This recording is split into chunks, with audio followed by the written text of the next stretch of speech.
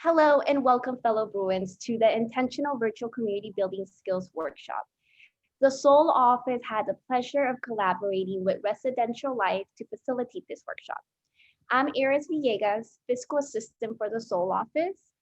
Joining us today from our department, we have Pam Signers, who is our Senior Advisor, as well as Janice Goose, who is our Business Manager. Now I will pass it along to our presenters. Hello, everybody. My name is Stephanie Rivera, she, her, hers, or AI pronouns. And I'm here with my colleague, Erin, if you want to introduce yourself super quick. Thanks. My name is Aaron Simenthal. Pronouns are him or they, them. I'm an assistant resident director with Residential Life, as well as my colleague, Stephanie. Really excited to be here with you, Bruins, as well as Seoul. So thank you. Yeah, sorry, I forgot to mention what I do professionally. Sorry about that. I'm an assistant resident director with UCLA Residential Life, similar to Erin. So if you're not familiar with that is, if you know what an RA or a resident assistant is, we're kind of the RAs of the RAs. We supervise residents, making sure they're following policy and making sure that our biggest thing is really just engagement and making sure that we're meeting the wants and needs of our residents / students. But currently, because of the limited numbers of on the Hill, I'm currently working with the Bruin Resource Center as a program director for the Students with Dependence program and the Intergroup Dialogue program. So excited to be here. I think also I kind of forgot to add as well what we're doing with COVID now that there's not that many students on the Hill. I'm working with a couple colleagues with Res Life on the new UCLA virtual community programs. So doing a lot of the virtual residential experience folks would have gone on the Hill if they were joining us this fall, but through a virtual space. So that's what I'm doing with some colleagues back on the Hill. Just also point of reference, Steph and I just by our vocabulary, we might say residents sometimes by accident. We mean students, we mean Bruins. So if you all could just do that favor, if you hear residents, we'll try our best not to say it, but just redirect that to just students or Bruins, I think would be good. Yeah, so welcome everybody. I know we had a new member just join, but again, I'm Stephanie. I'm with my colleague Erin with UCLA Residential Life, and super excited to be here and go over some skills and tips. Before we start sharing screen, just a couple of reminders that if you have questions, you can go ahead and drop them in the chat room. One of us, probably me, will monitor it, and we'll get to it when we can. And then just, some reminders that be respectful. If you can be engaged, drop things in the chat room. I believe you certain sections you may, when we ask you to unmute yourself, you will be able to. As long things that happen here, let's keep them here. If it's not pertaining to like virtual engagement and the skills we gave you, if somebody's sharing some personal stuff or experiences, be respectful, practice active listening, and a reminder to keep it here and make this a safe space for everybody. So yeah, so without further ado, Erin, do you want to start sharing your screen? Yeah, sure. So I'm getting to us right now. So yay. So go through here, present mode. Finish loading. Perfect. So yeah, kind of our faces right here. But hello, my name is Aaron Simenthal. Then we have Stephanie Rivera. Then we have Steph. Happy that we're here. Yeah, we're here. Steph, do you mind muting? I think I hear feedback. Yeah. Okay. Cool. We'll just like block. Like we'll switch. Obviously, we noticed that there might be a few of you who don't have your screen shared, which is fine. You don't necessarily have to have your screen shared. Your screen shared, but your camera on. But we didn't want to just ask if anyone was comfortable enough to share, to give you all the space to just kind of like introduce yourselves. It's not necessarily too big of a group. So we wanted to ask, maybe right now we could probably pause the recording, just so folks also don't have to awkwardly be recorded with this. But if any folks want to just mute yourself, and share your name, your pronouns, year, major, and then like what are you trying to get away from this training and where do you plan to take it? So if you are a club leader, if you're a president, if you're a signatory, what's some things that you're trying to learn when it comes to this? And if there's not that many folks who are interested in doing that, it's fine, but just want to open up to see if anyone wants to introduce themselves.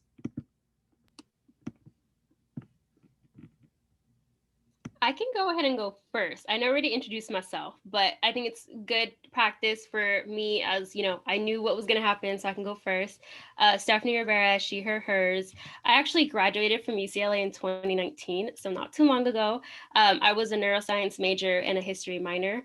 And then really what I plan to take away from this training is to hear from y'all, like what works, what doesn't, what did you like? Because I want to continue to really work on my like supervising, advising skills. And I'm also going to get my master's in public health. So seeing how I can apply it there. So that's really the goal. So if anybody else wants to go next.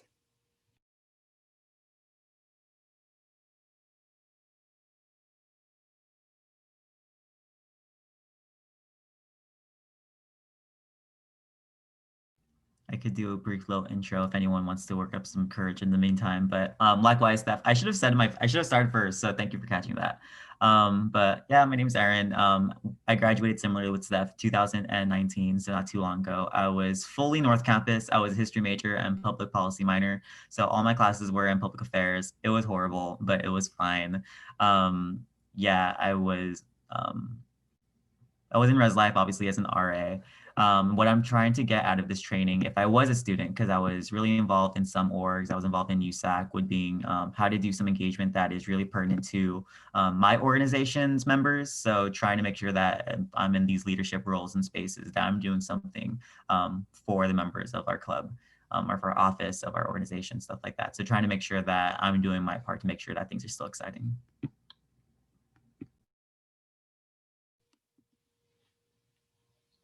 Anyone else? Come on, student leaders. Okay, have some in the chat. I'm gonna read it out loud if that's okay.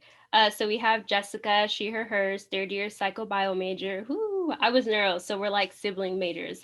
And then hoping to take away some leadership skills to bring to my club and help facilitate community, especially with the virtual setting. Love that, powerful. Anybody else? Go. Yeah, so hi, my name's Noah. My pronouns are he, him, his. I'm a fourth year and I'm also a neuroscience major, so I relate to you on that, Stephanie. Yeah, woo for neuroscience. And then kind of like, I think it was Jessica in the chat just said, I'm the vice president of a club on campus, Bruins Fighting Pediatric Cancer. And I'm just here interested, looking for a way to like facilitate community among all the members of our club, despite the like virtual circumstances. Love that. Thanks for sharing.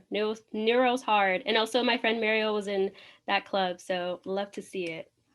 Oh yeah, I know Mariel. Mariel and I volunteered together like a lot. She's cool. Love her. Powerful. We love it. Anyone else? Oh, I can go next. Hi, I'm Jim. My pronouns are he, him, his, and I'm a second year chemistry major. And I'm a fairly like new board member for my organization, so I'm planning to learn a lot this year. And from this workshop, I'm trying to build like I guess professional skills and like learn how to build like a safe, like chill, but also like friendly virtual community for my clubs. And yeah.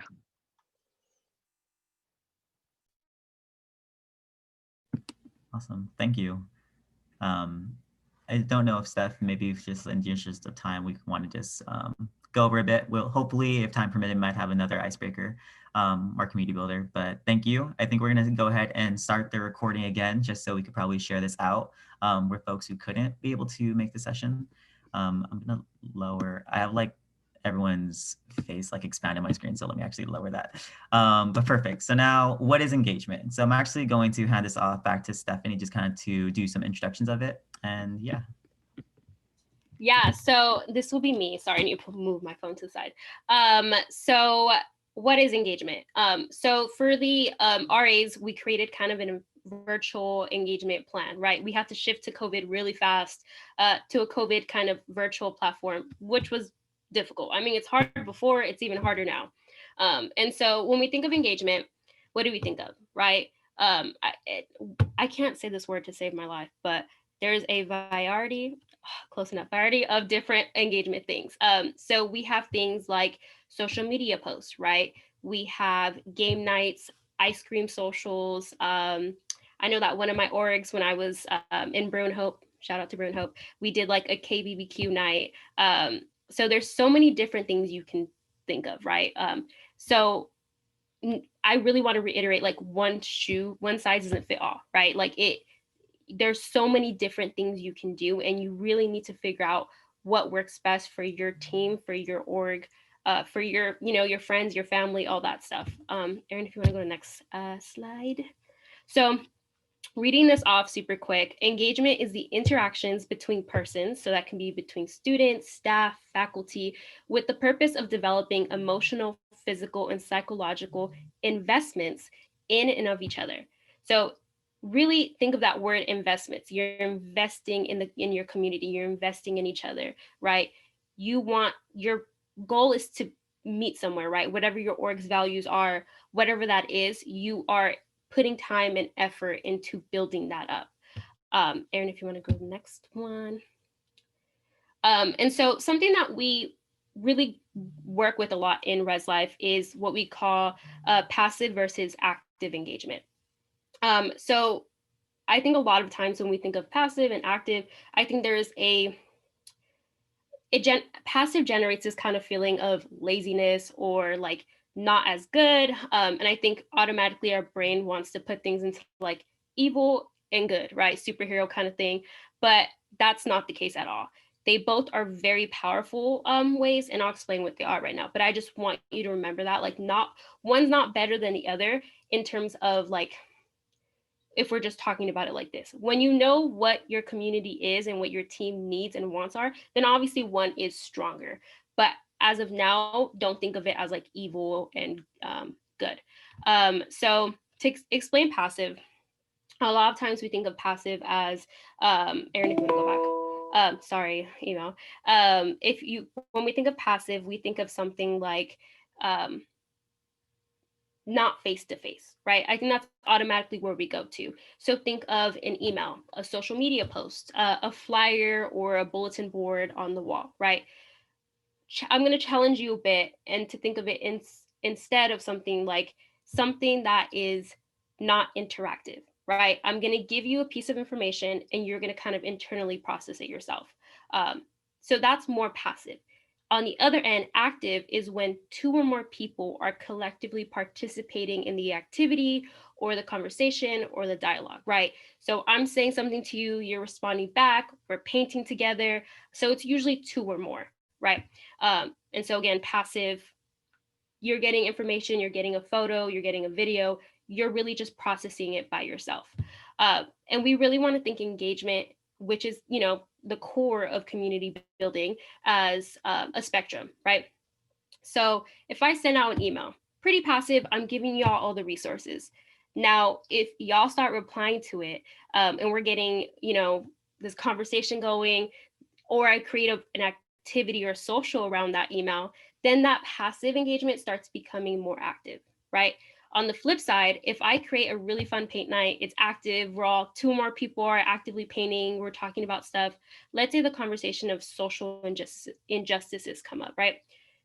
Then I'm going to be like, you know what? I know some resources. I'm going to send an email out with all these cool resources about being anti-racist, right?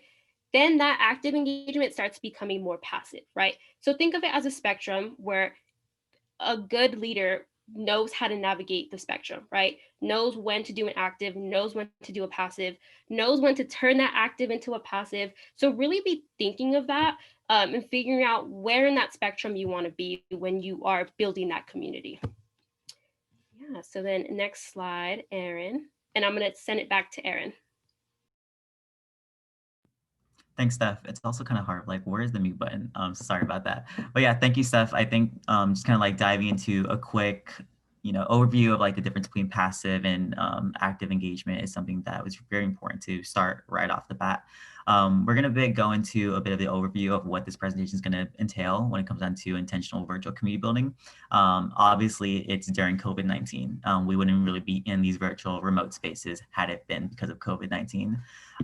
So just to kind of go over what we will be really targeting with this presentation is assessing needs, predominantly if you are in a leadership role amongst your members in your organization, virtual platforms and tools. So exploring some of the ways that you could do some engagement amongst your organization.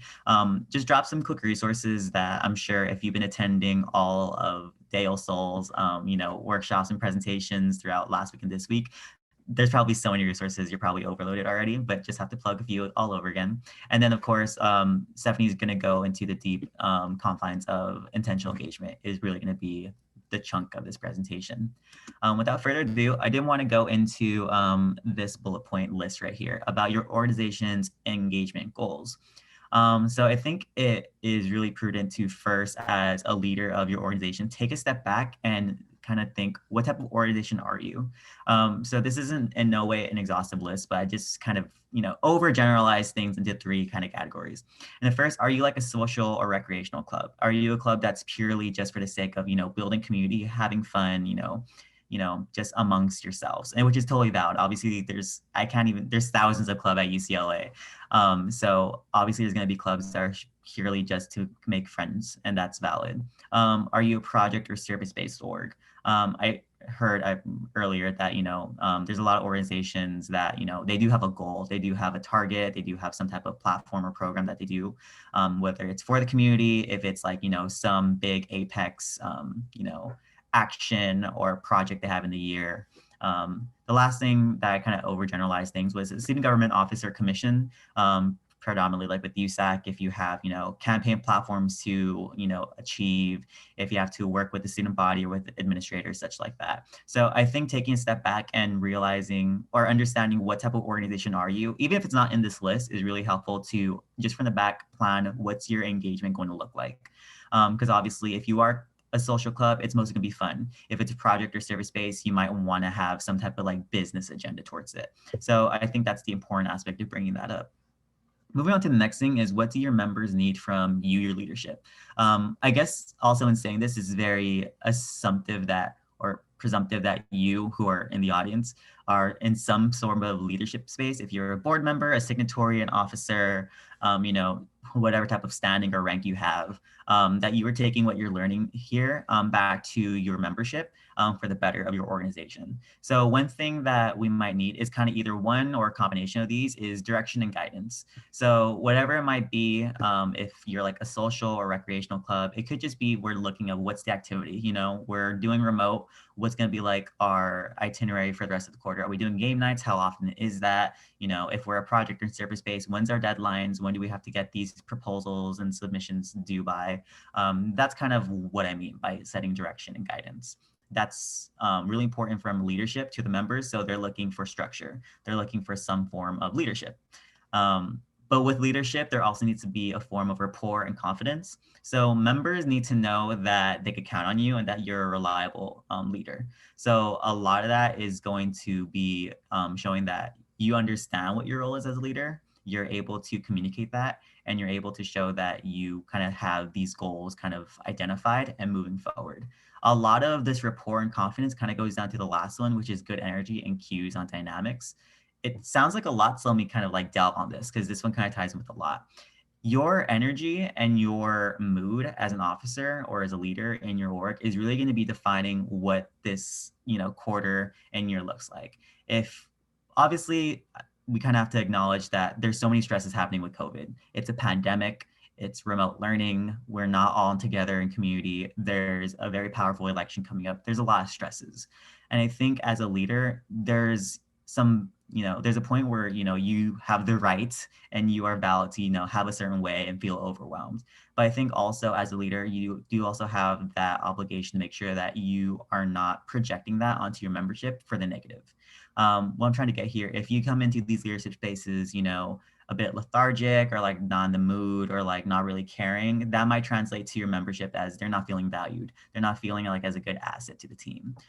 If you are coming, with a good energy, very optimistic, granted, there's a lot going on, but at least hopeful that we're going to get through this together, then members feel, okay, this person has a good state of mind to lead us. So I think those are some things to just be mindful when it comes down to your engagement of what's your tone, understanding your position as a leader. The last thing that we want to talk is assess what your members need. So the first part of that is what are their normal needs? So pre-COVID, assuming COVID was not here, we were all in person, we could all, at a whim, go to Jan Steps, have lunch at Kirkhoff, whatever. What are the needs of your organization? If it's a social club, are we meeting somewhere to do some type of activity? If we're a dance club, where are we meeting for practice? If we're a service-based club, what's our fundraising goal? Stuff like that. What are those needs? Now you really have to take a step back and think, how do we adapt those needs to COVID? Stephanie will get into a lot of this when it comes down to intentionality, but being mindful of, time zones. Are all folks in Westwood, or are they in different states? Are they in different time zones? Are they in different countries? Who has access to different types of internet connections? Again, depending on the type of social and or project-based organization you are, that's going to impact a lot of things. But I think at the end of it, all things considered, leadership must have empathy. So being mindful that your members, they are going through a lot. Your members are doing remote learning, going through a pandemic, going through all these stressors, and it might not be a normal year. It will not be a normal year. The same type of drive that you have from folks who, just rushed or just joined your program, it might be a bit more difficult this year. I would really say, as a person who is a former organization leader, who's now professional staff with student affairs, that give your members some grace, that they're not going to be having that same energy and that same drive that they usually might have, but that doesn't translate that they don't care. That doesn't translate that they're not into it anymore. It just means there's a lot happening. So I think getting that out of the way is something really important. As we move forward to the next part is virtual platforms and communication plan. Obviously, everything's virtual. We're doing this via Zoom. It's no denying that virtual tools are going to be the chunk of how you do engagement with your members. So we want to talk about a few things just as a point of information. Is video conferencing. So how do you plan on communicating with your members throughout the year? So to really maintain that community feel of your group, particularly for larger events, video conferencing is the best. So obviously referring it to the Zoom accounts that you all have, it offers free call for 40 minutes up to 100 folks. It's also a reminder that we all have Google accounts. We all have our g.ucla accounts, and that offers us Google Hangouts, which can provide you a bit more folks. And that's another resource. If for some reason folks aren't having difficulty with Zoom, we also have that resource. Another thing is messaging apps. So multi-user messaging apps can be helpful with extended conversations, depending if you are, let's say, a social club and you have like a bunch of interests going on. You want to just, completely nerd out on just some topic. You could do that on a lot of these platforms. Discord is amazing. It's very similar to Slack. Slack's amazing, where you have, a bunch of channels. Discord, there's video conferencing capabilities with it as well. GroupMe as well is really good for just if you have like one standard topic you want to talk about.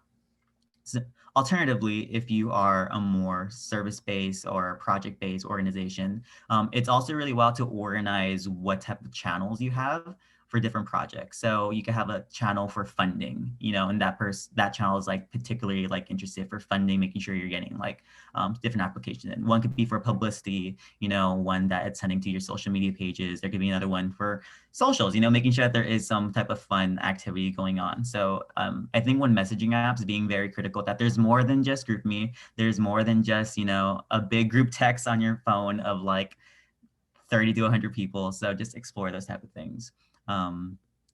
Next thing that we want to talk about is continuing with this theme of virtual tools is social media. So with social media, it also depends on the type of organization. This probably won't work for more of the project-based orgs, but maybe more of the social-based org, is if you're just trying to have a good time with folks, you don't necessarily need to have like a formal group chat. You can just do what you do amongst each other. So obviously a lot of these social media pages, they have group messaging capabilities.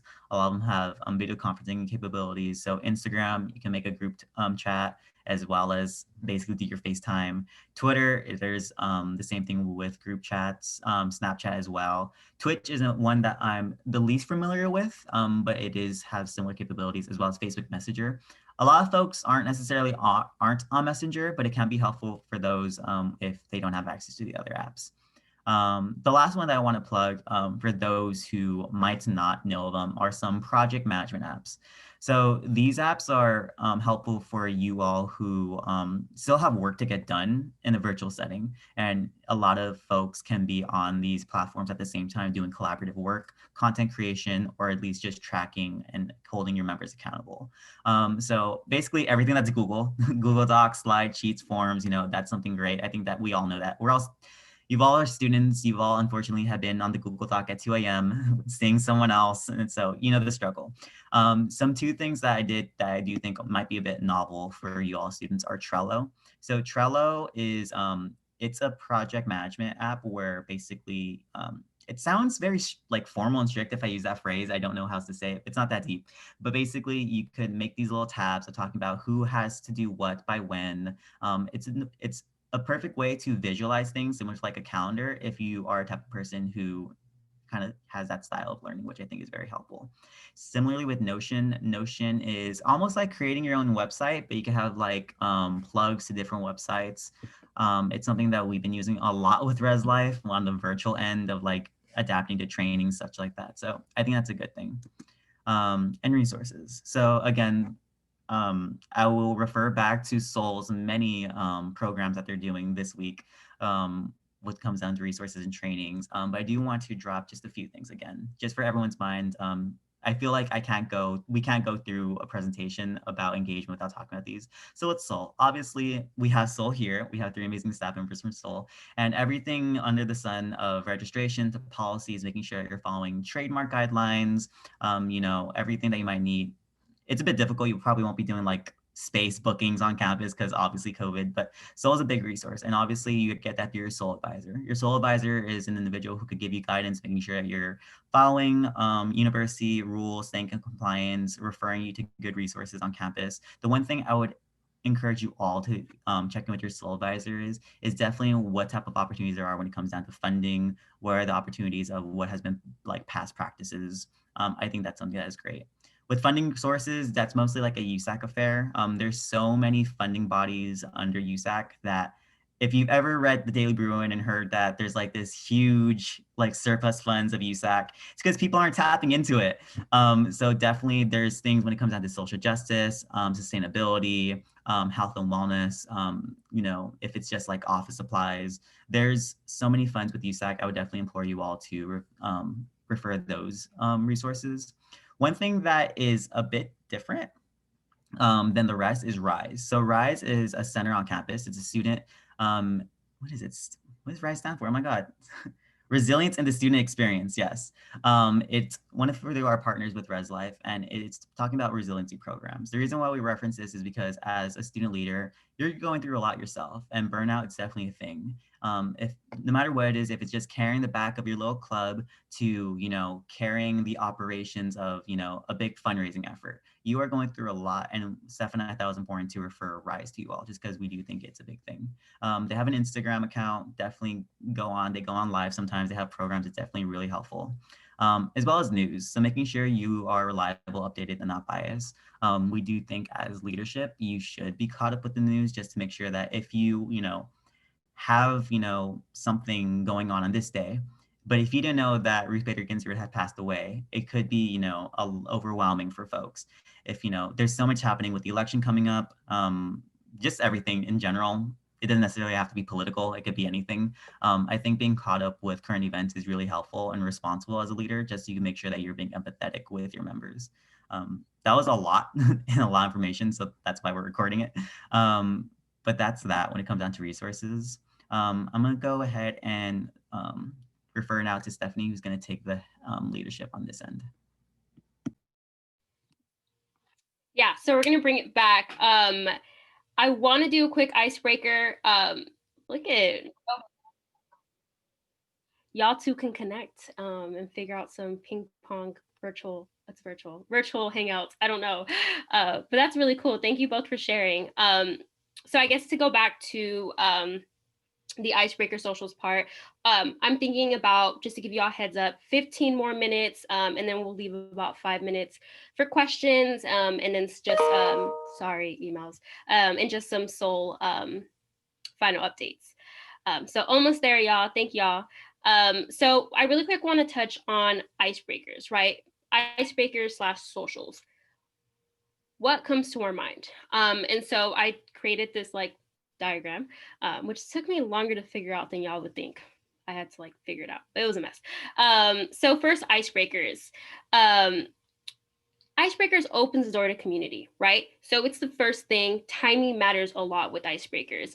It is the beginning of a meeting. It's usually pretty short. Nobody wants to do a 15-minute icebreaker. I mean, we've all been in the class where they're like, all right, y'all, we're gonna go around and say our names. I mean, it's like, like we're all breathing, we're like, dang it.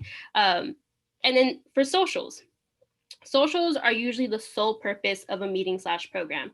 And it's the dedicated time for community building. And it should probably last 20 minutes or more, right? Realistically, it should be. Now there is overlap on both, right? So you have intentional. Both have to be very, very intentional. Whether it's an icebreaker or a social, it has to be planned out because they're both very powerful tools to build community. And one, depending on what your needs and wants are, one may be like better and benefit your community more, but again, you have to put as much effort into both. And then finding commonality. That's something you want in both. Sometimes I say like, finding the differences are good because that encourages dialogue and conversation.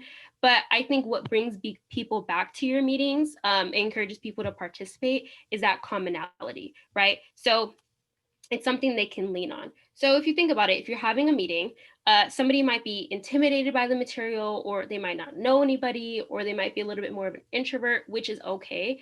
But if you're able to find commonalities between your members, so for instance, everybody loves K-pop, and like, okay, cool. Like if I go to this meeting, I know that I have things similar with other people, I can lean on that. And that's something like, hey, I mean, I'm a reggaeton fan. I love Bad Bunny. I'll be like, did y'all hear his new single? So something that I can always lean on, and it's something I'm comfortable in. We all want to be comfortable. It's our human nature. We want to feel safe, right? So we're going to want that. And then inclusive, you really can't have a team or, a community without being inclusive. Because if you're exclusive, it's only going to be one, maybe two people. But if you're inclusive and you invite people in and it's fun and engaging, people are going to want to come back. And that's why icebreakers are so important. And then just a reminder, like be intentional about safety precautions and double down on community building, right? Just because it's COVID, that doesn't mean that we can't do community building. It's actually the exact opposite. I think this is when leaders need to step in, put their foot on the gas and say, I'm going to put extra effort into community building because it's harder.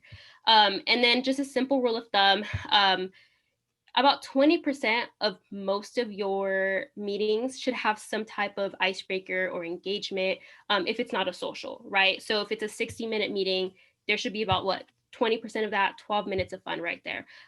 So a 12-minute icebreaker, a 12-minute, something along those lines. So just a rule of thumb, I always say about 20% of your meeting should be some kind of quick icebreaker.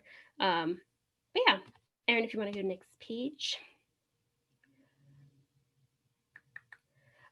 So next thing I want to touch on is the different types of, I would say, icebreakers. So we have interaction icebreakers, team building icebreakers, and sharing icebreakers. So interaction icebreakers are things that are going to get people involved, right? So whether that's move around your room, and we're going to do a scavenger hunt, or it's you're going to draw on the whiteboard on Zoom, right? It really is to get people like activated, engaged, ready to go. So think of this as kind of like the hype up icebreaker. And then you have the team building icebreaker. This one is your team should at this point, there shouldn't be any new members. You all know each other. Now you want to build on those relationships. And so you can create one of those like simulations, or you could put people in teams and have them brainstorm social ideas or volunteer ideas, and really just you're building it up, right? And then the last one, sharing icebreakers. So for sharing icebreakers, think of it as kind of the intro icebreaker that we all typically think about. It's when you have new members. It's, you just want people to get to know each other more. You want to break the ice. And so these are things along the lines of like, what's your favorite animal, or what's your favorite color? Those are very surface level sharing icebreakers, but then you can go really in depth and get deeper into people. And it's challenge by choice, of course, always. The first question you ask somebody who's new, you don't want to ask them, what's the most traumatic thing you've ever been through? That's 99.9% of the time, people aren't going to want to answer that. So reminding yourself that like sharing icebreakers, you want to start off with some basic sharing icebreakers and then start getting deeper, and then, team building activities, icebreakers, and along the lines. Figuring out what works for your group is really, really important. Next one, Erin. So then in order to be effective, I would say an icebreaker needs 3 main things. Have a clear objective. What is the goal of this icebreaker? If I ask you during the meeting, why are we doing this icebreaker? And you're like, to get to know each other. That's okay, but you really need to understand, like, you need to go deeper than that. Like, what is the goal? If you say, what is your favorite animal? There has to be really a purpose for that. Like, why do I need to know that Erin's favorite animal is a tiger? Like, I mean, it's dope, it's cool, but like, does it build on our org values? Does it help us reach the end goal? Does it teach us something about each other? And really understanding, like, some questions work for your community and some might not. Not community, sorry, I'm on Res Life language, for your org, and some might not. And the next thing is keeping it simple. Nobody wants to walk into a meeting and have this elaborate icebreaker that's going to take 40 minutes. And it's crazy puzzle. And I'm like, my brain is fried. I just took a midterm. Keep it simple, right? Keep it simple, but powerful. And that's what makes a good student leader, being able to make the simple powerful, right? Like, for lack of better words, but like literally something that's so simple and it teaches you so much about somebody else, right? And the next thing is timing. Usually icebreakers should happen at the beginning of the meeting. At the end, I mean, it's still cool and it's fun, but what was the point? At that point, we went over all the content and we did most of the work, right? You can have multiple throughout, but also timing in sense of, if you're going to go over some heavy topics like social injustices, you don't want to go in and ask everybody, what's the most embarrassing thing you've done? Like, those don't really work together, right? So either you can ask somebody with one word, how do you feel today, right? Simple, easy, and it gets people, I'm exhausted. There's a lot going on. Obviously it's one word, but I'm elaborating. So timing is really important for a student leader to reminder. So remember, keep it simple, have a clear objective, and timing. Erin, if you want to go next one. So I created this, so to tell y'all, Notion is one of the tools that Erin went over. And actually Notion is a really cool website and source that we've discovered really this summer over Res Life, and we've been using it for everything. And it's a way you can create almost an online website. It's a workspace. So it's like Google Drive and Slack combined. And the positive, or the best thing about it, I would say, is the fact that your members, your org, students, residents, they don't have to make an account to view the material. They will view it as a website and they'll have access to all the links. And you, as the person who makes it, as the owner of the page, can publish it to the web, can keep it private within your org members. And so really it's up to you on how public you want to make it. But so I created this page for you, Erin, if you want to click it. And on this page, and don't worry too much about writing the link down or anything like that.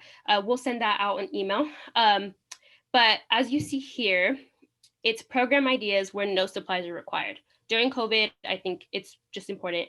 And so if you look at all the tabs, the first page, Erin, if you want to click on it, it's the Icebreakers/community builders. And then here you'll see that I separated them into the categories, but they can work in other categories, right? One size doesn't fit all. And so we have team building icebreakers, sharing icebreakers, interaction icebreakers, and you can click them. I will continuously add and update this as I get more through like RAs, Res Life, peers, y'all. If y'all have any, email me. And then there's some sources on this on the end. But Erin, if you want to go back super quick, but also on this page, you'll see that there's a virtual trivia. There's online games. Those online games, Erin's just going to go through all the pages. But so this is the virtual trivia game. It's like 4 or 5 different sources. And then you have online games. And here you'll see from, I can't say Scriblio. Yeah, Scriblio to code names to escape rooms to Among Us.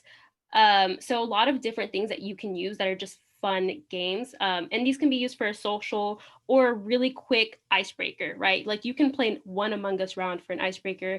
And it's really a team building exercise because you get to know people. Like, is there any snakes among the group? Aaron's really good at playing the game. He always gets me. And the next one is virtual destinations. So here it's a lot. It's probably like over 20 of places that you can visit virtually. So it ranges from like going to the zoo, TED Talks, to all these different things that unfortunately due to COVID, we really can't do in person anymore. So really cool thing to kind of, sit back, get some popcorn, some snacks and watch that. And the last one will be movie, TV show, sports game watch parties. So just some really free, accessible things that y'all can use. And I touch on accessibility because reminder, as leaders, we want to be inclusive. So we have to think of accessibility. So what works with people and what are our needs of their community. So I will continuously be updating this. This is a source y'all can use. You can share out. You can share out to whoever. Really just use it as student leaders. And if you have any ideas, you can tap me and we can add stuff on there. So Notion is a really cool source. The last section is being intentional. So something that I really want y'all, if y'all can remember one word, is intentionality. Being intentional, having a purpose. If you don't have a purpose, what is the point, right? Like, what is the goal, right? And it could be as simple as I'm just trying to get to know each other, get to know my team more, or we are trying to make a difference in this political climate, right? There's so many things, but you got to be intentional with it. So the first thing that I want to touch on is one-on-one interactions. So that could literally be a one-on-one. So like if me and Aaron were talking via Zoom, or it could be in a sense, we're having a huge team meeting. And I take a moment to ask Aaron just some questions and be like, Aaron, like, I remember you said you were going to go skydiving. This is a true story. It happened with one of my RAs. And I was like, tell us about it. And I checked in with her before to make sure she was okay. So it's like a one-on-one conversation, but amongst the group, and having those skills and being able to work with the environment you're in. So one thing that I want to touch on is like intention, right? So again, intentionality is my favorite word. You can ask any of my colleagues. There must be a purpose or a goal in setting that meeting, right? Because people are going to show up and be like, why am I here? Sometimes when I have my one-on-ones with my RAs, they'll just sit there.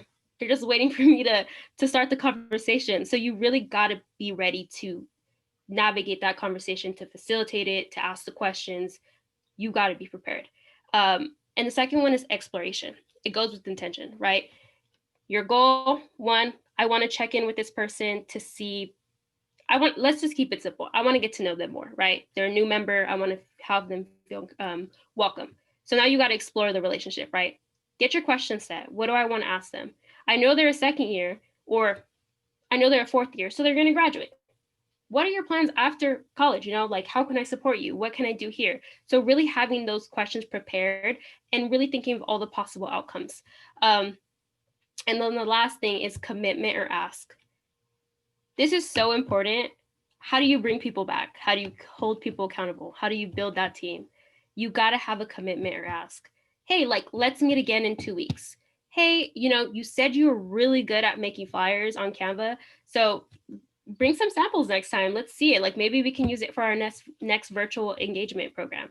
So really thinking of the next ask, like what can we take away from this meeting and put it in somewhere else? So then that way we're building community. You feel valued. We are working together to really build our organization, club, group. Erin, next page. And so the next thing is intentional meeting. So this is, again, a little bit broader, but set your event and date times, right? Before COVID, you know, we would reach out, we'd send polls, we'd put flyers, we would talk in person. Do the same thing, even though it's virtual. You should be taking into account that people aren't less busy because it's COVID. People aren't less busy because everything's from home, right?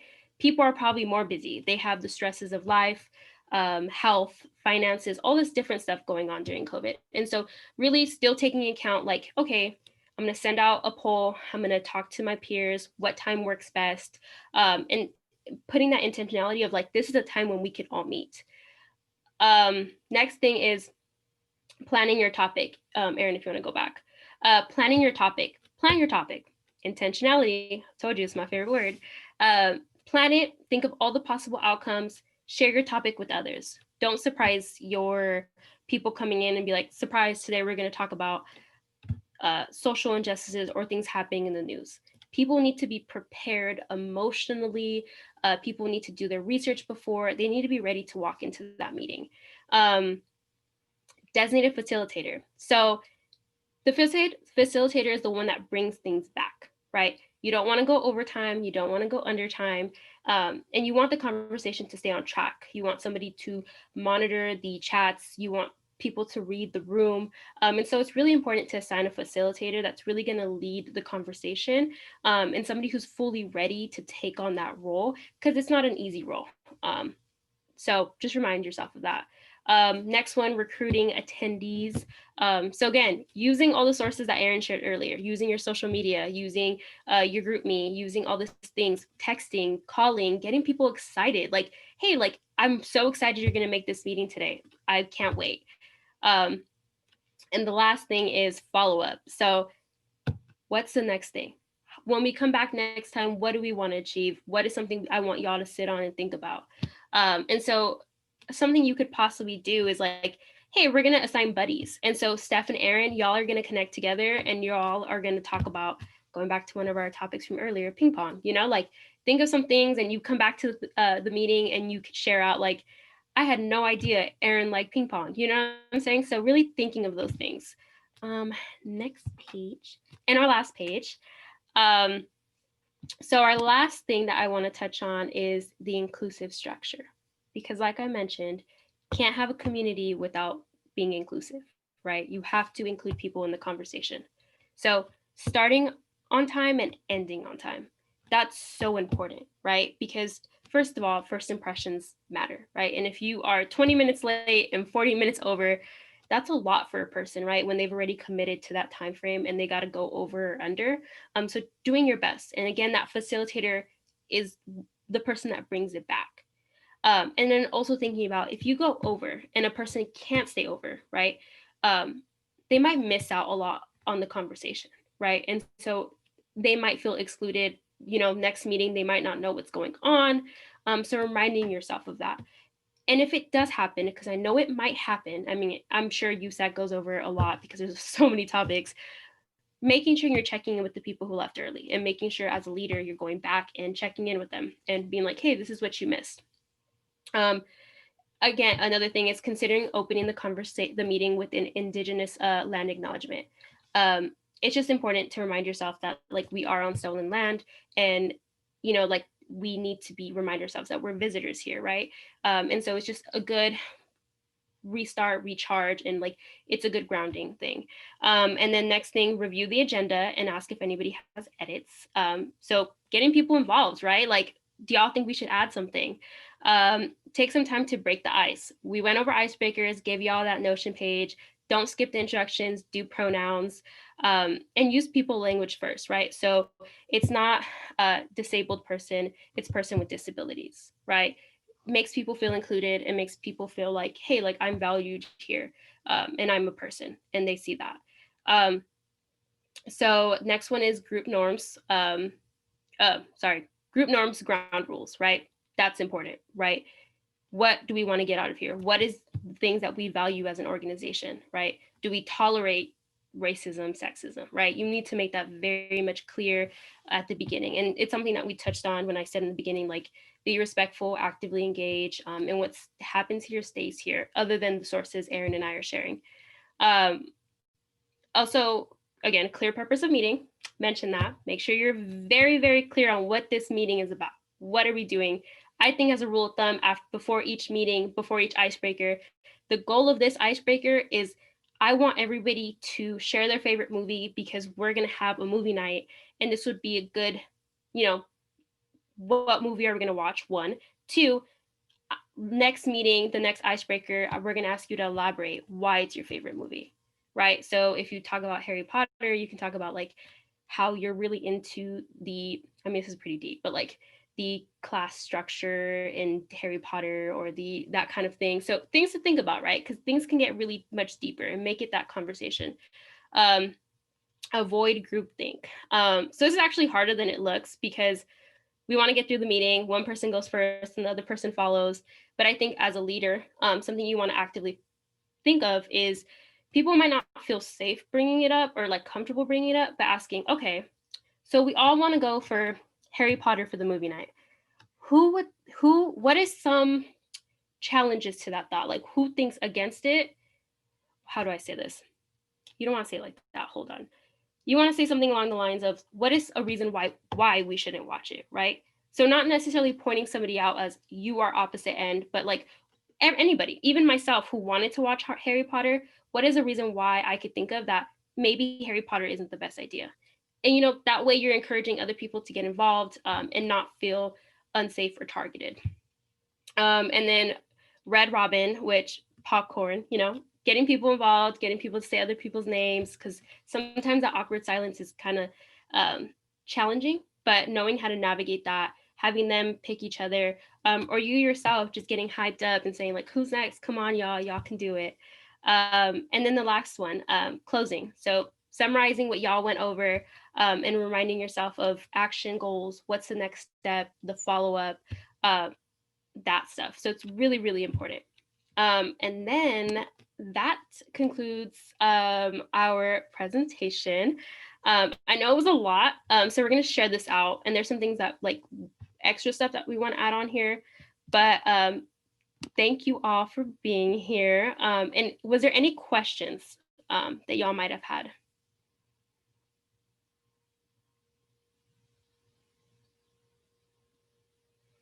No, we feel good. Cool. We're gonna let Pam speak super quick, but I do want to share out, like, if you guys have any questions, you can reach out to Erin and I. We'll be sharing the presentation, but if you have Res Life questions or like what kind of engagement are y'all doing, because we are doing programs, we're doing paint nights, we have a virtual team that does pretty much all virtual programming, please reach out to us. We are here to help, and we want to help you succeed in your academic, personal life, and all of that. Thank you. So thank you, first of all, to Stephanie and Erin, a lot of really great information. And as they said, they will be giving us to us at Seoul. I also want to thank my Seoul colleagues, Eris and Janice, who have been so instrumental in all the work behind the scenes in even planning this. And of course, you participants, because without you, we really don't have a purpose in going forward and doing these kind of things. Some highlights, though, that really struck me as I think about it is something you said about bringing your own personality and style and understanding your members' personality and styles. That spectrum, that not everything works for everybody. There is no cookie cutter approach. Your ability to be a creative, to be flexible, to have different approaches to meet different needs, to be empathetic, and understand that not everything works for everybody, and having that creativity to do it. In fact, in all honesty, we're doing this in Seoul ourselves as a team, even though we've worked together. And I think this is very important. There are different approaches to use, different ways of approaching it, looking at the needs or even the vision and purpose of your group. Different groups need different things. And I love that word, intentionality. To be intentional about everything we do, and even to learn from it when it doesn't go quite the way we thought. What did we learn from that experience? And that's okay. And I think even some things you demonstrated, you used the guidelines at the beginning, even though they were very simple. I heard those as guidelines and framing before we started. The agenda. And also, as you did, you even snuck in that icebreaker in the middle. You seeing that in the middle when the group gets a little tired, maybe good to do something else to re-energize. So all of this, I think, gets you a lot to think about. I always say to marinate on. So again, I want to thank everybody. The Soul is having 2 more days of workshops, 3 to 6, Wednesday and Thursday. Those workshops, as you look at it, are very intentional in what they're trying to achieve. So please check it out. Please join us. Please work with us. We look forward to future collaborations. And thank you, everybody.